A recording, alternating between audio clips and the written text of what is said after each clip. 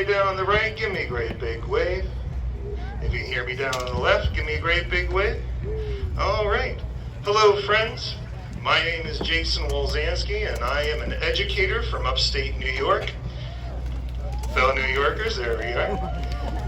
It is my honor and privilege to represent men of Company C of the 2nd Regiment of the United States Sharpshooters. The United States Sharpshooters were a very unique 2 regiments that served in the Union Army, that served in the Army of the Potomac. Ladies and gentlemen, today we're going to be telling you a little bit about these Berdan Sharpshooters. They're called the Berdan Sharpshooters because they were the brainchild of wealthy inventor Hiram Berdan. Hiram Berdan was like many people in the North at the beginning of the war in that he was gravely disappointed and mortified by the events of the first battle of Bull Run. As a witness to the Battle of Manassas, he thought there must be a better way to utilize the Union Army. His idea was this: why not have specialized units of marksmen, of skirmishers and snipers, that these troops could be utilized in a manner that would disrupt Confederate leadership and their ability to bring forces to the front during battles. The United States Sharpshooters were the only 2 regiments in the entire Union Army that one had to pass a marksmanship test in order to gain admittance. In order to become a U.S. sharpshooter, one had to be able to place 10 shots into a 10-inch target from 100 yards away standing or 200 yards from a rest. No one state in the Union could provide enough men who could pass that marksmanship test to make a regimental, a state regiment unit.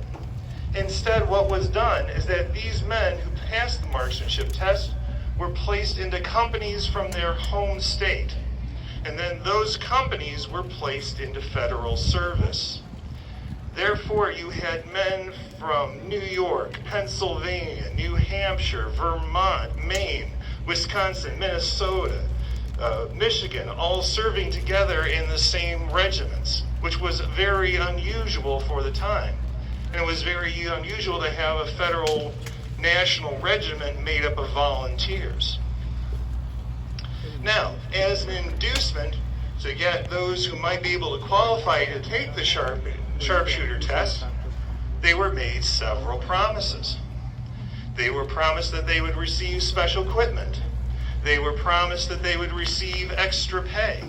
They were promised they would be allowed to ride horses. They were promised they would not have to do fatigue duty like digging trenches. These, of course, were government promises, therefore very few of them came to pass. The sharpshooters were promised special equipment, and that was delivered upon. You may notice that my uniform is slightly different than most other soldiers that you'll see out here in the Union Army today. For example, what's its color? This is, of course, a green uniform. This is an early form of camouflage. Green had always been the traditional color of a rifleman or a marksman, even going back to before the Napoleonic Wars. But in this case, this is one of the first examples of uniforms specifically being made as an attempt to blend in with the surrounding summer environment. It goes just beyond the standard green uniform. Of course, the uniform itself is no different than a regular infantryman's uniform apart from the color. The sharpshooters considered themselves elite marksmen, elite soldiers. Therefore, they continued to wear the long frock coat throughout the war as long as they had their uniforms, despite it being very heavy and very, very warm. Thanks, guys. In any case, the trousers are the same as well in the brogans. But where we start to get into more differences apart from the color is how they used the uniform to benefit the style of fighting that they did. They fought in an open order and a skirmish order, and they fought as sharpshooter snipers. Therefore, they had several parts of the uniform that benefited them in that regard. My buttons are made from hard rubber so that they do not give away my position by reflecting sunlight. These buttons are made by a little rubber company out of Akron, Ohio, Goodyear. Yeah. The sharpshooters were also issued leather leggings. The leather leggings were important because they allowed the sharpshooters to traverse rough terrain and thickets and brambles without getting their uniforms and legs all cut up, and they also help protect the sharpshooters from snake bite, which is something you should be aware of if you go down to Devil's Den on the battlefield today. Another important piece of equipment that the sharpshooters were issued were these heavy knapsacks. They are what are considered the Prussian style of knapsack in that they have a hard wood frame. They ride up high, which is more comfortable. They're covered with calfskin. On the top is the bedroll. In the middle is a double boiler cooking kit. The sharpshooters were famous for boiling their food rather than frying. The knapsack was also made by a little company you may have heard of out of New York City, Tiffany's. These are Tiffany backpacks. Our research has not shown if they came in blue boxes or not. Of course, most important for any soldier, Lieutenant, if I may borrow you, is his weapon. And the weapon the sharpshooters were issued was exactly matched for the type of fighting that they would be doing. This is the model 1859 Sharps breech-loading rifle. As a breech loader, it is not a musket. There is no ramrod. To load and fire this weapon, all one need do is to drop the block, revealing the breech. One reaches into his cartridge box, takes out a cartridge, places a cartridge in the breech, closes the breech block, pulls back a hammer, places a cap on the cone. This weapon is now ready to fire. This weapon can be loaded and fired 7 to 9 times in a minute compared to the 3 to 5 that one can get off with a Springfield or an Enfield rifled musket. Furthermore, the weapon is only 47 inches long compared to the 52 of a Springfield or an Enfield, and only weighs 8.5 pounds compared to the 10 pounds of a Springfield or an Enfield. It is sighted for up to 800 yards. 8 football fields away, the sharpshooter can reach out and cause a Confederate to have a rather lousy afternoon. Thank you, Lieutenant. Of course, it is one thing to stand here and describe how the sharpshooters could use their weapons to their advantage in their style of fighting. It is entirely another thing to demonstrate it. As soon as the sharpshooters have reformed, Lieutenant, if you would be so kind as to take the cell out and demonstrate. Attention, company. Shoulder, arms. 2 ranks, right, face. Countermarch, 5 ball left, march.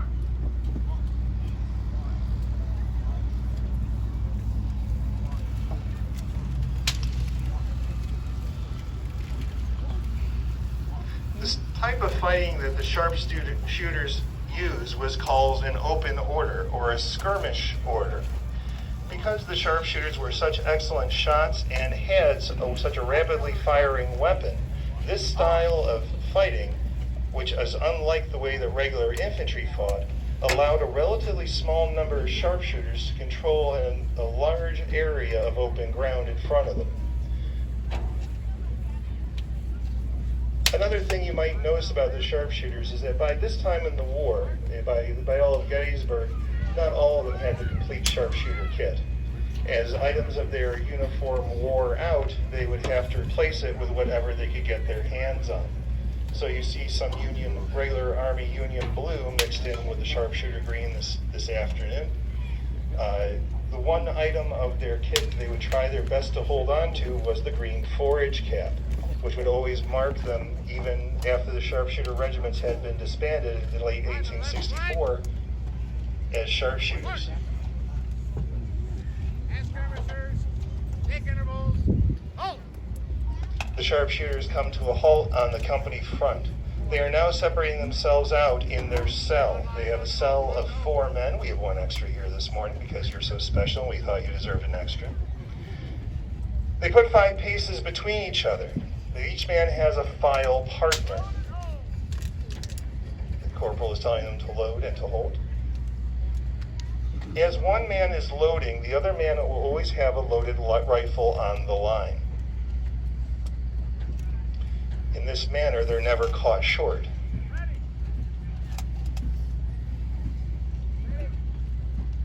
Firing, give me a hand. Commence firing.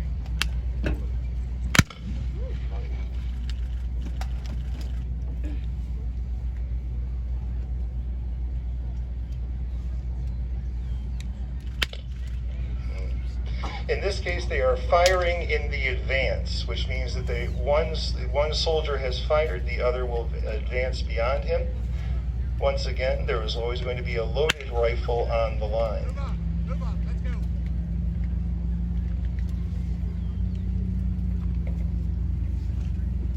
Another advantage of the Sharps rifle is that it's very easy to load as you are walking.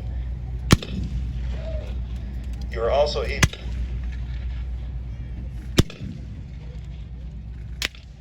The Sharps rifle is also just as easily loaded from a standing position as it is from a kneeling or even laying down position. Something which is very ungainly to accomplish with a Springfield or an Enfield. You notice that the sharpshooters are able to give themselves a smaller profile as they advance, making them far more difficult targets, especially when you're marching through wheat fields or thickets and brambles. They're also able to take advantage of cover, such as rocks, trees, fence lines.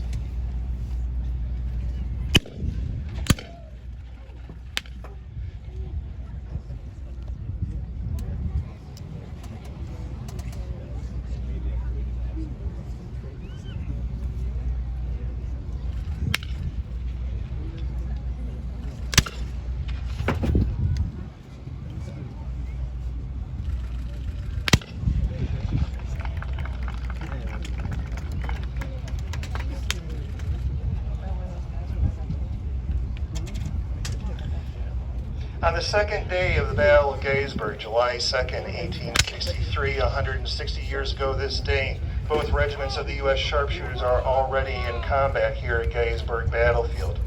Attached to 3rd Corps at the time, Dan Sickles had ordered them forward to see if there were any Confederates in the wood line beyond. Well, there were. There was the entirety of Longstreet's Corps. From 10 o'clock in the morning, the Sharpshooters fight Longstreet's Corps, across Warfield Ridge, across the Baltimore Pike, down through the Bushman and Slider farms, up Big Round Top, down Big Round Top to the Sail, between Big Round Top and Little Round Top, before finishing their evening at 7 o'clock at night on Little Round Top to the left of Joshua Lawrence Chamberlain 20th Maine. The sharpshooters were in continuous combat for 9 hours today.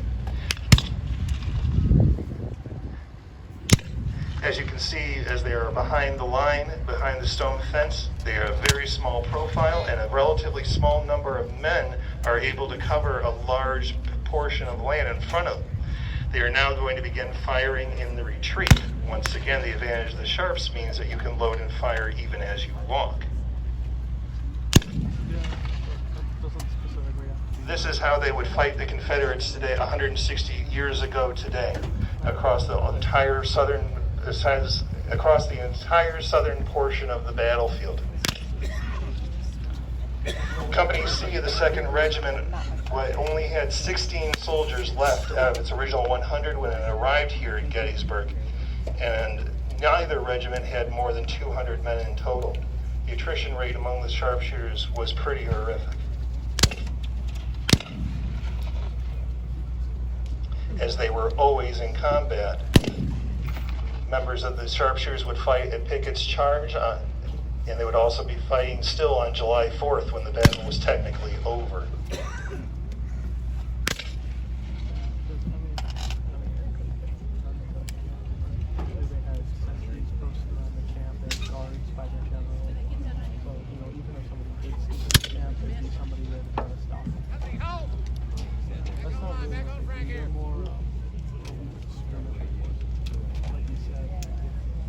second day they kind of fought their way back.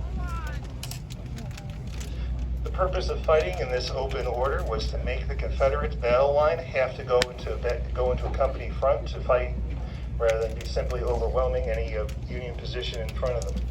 Soldiers do not like to be ignored.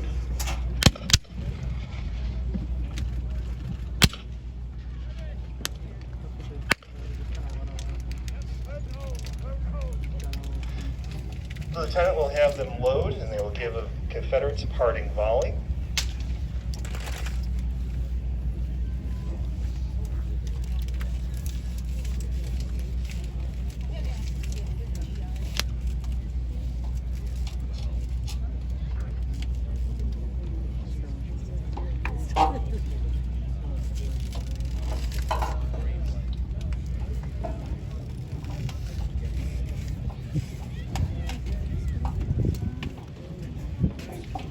Firing by volley.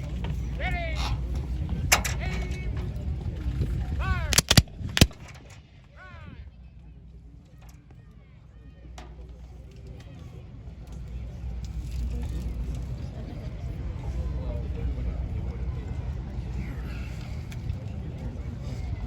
Ready. They might either use it. Aim. Fire. Having capped off as a safety precaution, Reform. the cell reforms. The anchorman holds up his rifle, and the four sharpshooters that he was in charge, the four sharpshooters as a member of the cell, gather around him. In this case, they have suffered no casualties, and each sharpshooter will return home safely.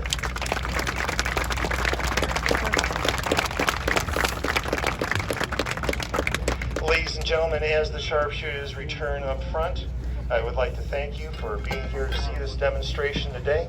And I hope that as the rest of your day progresses here at the reenactment, you're able to learn many things.